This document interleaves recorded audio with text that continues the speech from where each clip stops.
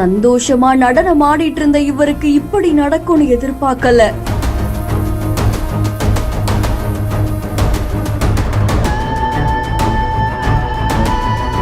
இருபத்தி 3 வயசு தாங்க ஆகுது.